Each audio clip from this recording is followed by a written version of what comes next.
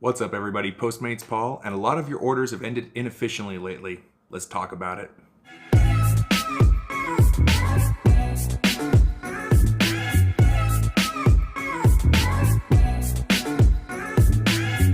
If this is your first time to my channel and you want to grow and be a better Postmates delivery driver, hit that subscription button, hit that notification bell, you won't miss any of my awesome content. Now, if you stumbled on this video, it's probably because of one of two reasons. One, you just got the message on your Postmates app saying that you have completed too many orders inefficiently recently and your account has been temporarily turned off for XYZ amount of minutes. Or you stumbled across this video because you really don't know what this title meant and you just want to be curious. And if that's the case, kudos to the curiosity.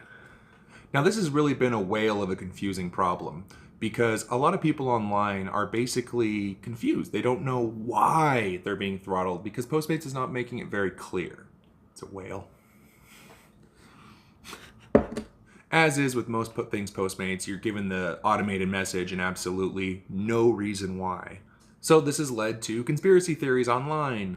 It's what the internet's good for.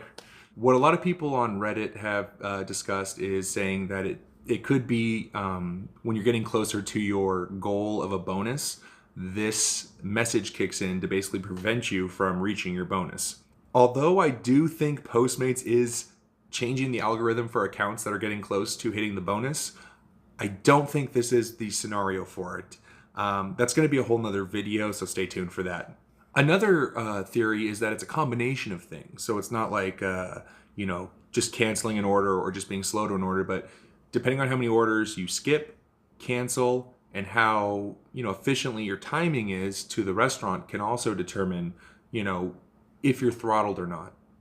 The reason for this theory is because a Reddit user had said that he had actually skipped 3 orders and completed one efficiently, and he got this message. So he thought that by skipping orders, that could have attributed to it. But he could have also been completing orders inefficiently the day before, in my opinion, and it just kind of tallied up. Like, let's say you complete 5 orders inefficiently, and last night you did 4, and today you're doing the 1. That's usually how algorithms and formulas work. Now, part of me was just kind of thinking, what does Postmates have to say about this? Because that's really, that's the big deal. And nobody really on the Postmates forums is talking about, what's Postmates' stance on this. And Postmates' stance, which I'll put right here, is basically saying, don't accept orders that you don't think you can complete in a timely manner. Now, let me break that down. Let me think about it real quick. I'm looking at it and I'm going, okay, any order that you give me, I'm assuming you want me to have. Granted, I can skip orders, that's totally fine, but if you send me an order and it's slow and maybe there's an order that's a couple miles away, I'm gonna head over there and go get it. But that got me to thinking. I try not to think too much.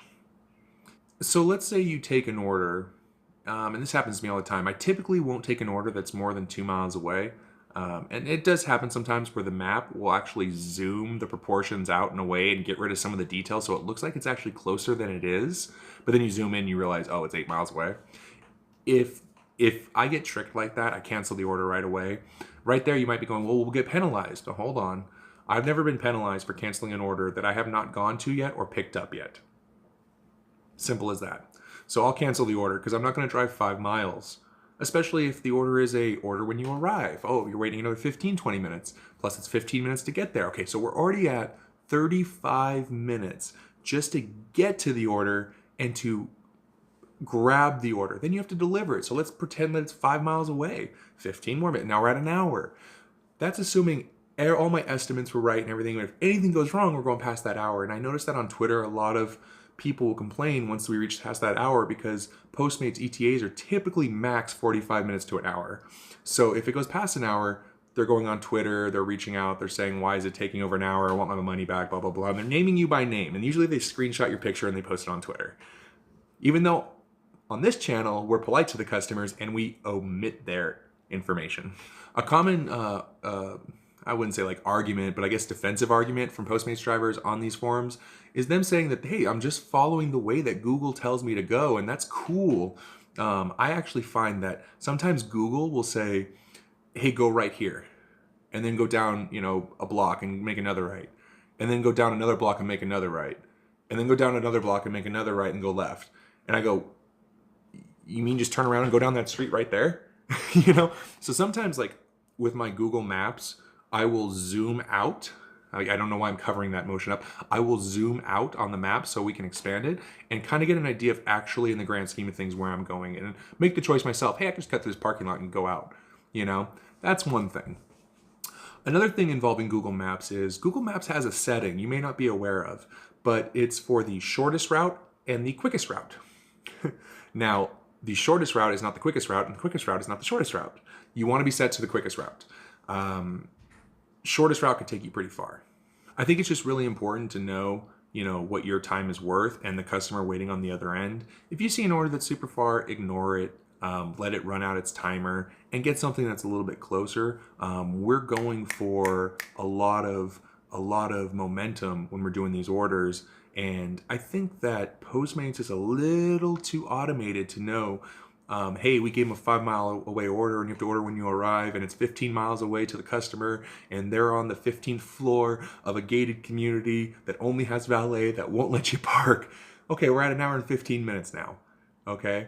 I don't think the formula takes into account all these scenarios. I think it just hits a timer, and that's it. I hope this cleared up a little bit more on what too many of your orders have ended inefficiently means.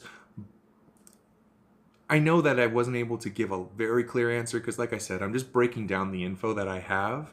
But it seems to me it's just a matter of don't take orders too far away and, don't work harder than the algorithm will let you. If you want to start driving for Postmates, stay tuned for my code. Hey everyone, so you want to start driving for Postmates? I've got this beautiful code right here. Go ahead and enter it in. Check your market info. On one of my previous videos, I showed you how to do that, and just see what your bonus is going to be by using my code. No matter where you are in the United States, you can use my code to get signed up. See you on the road.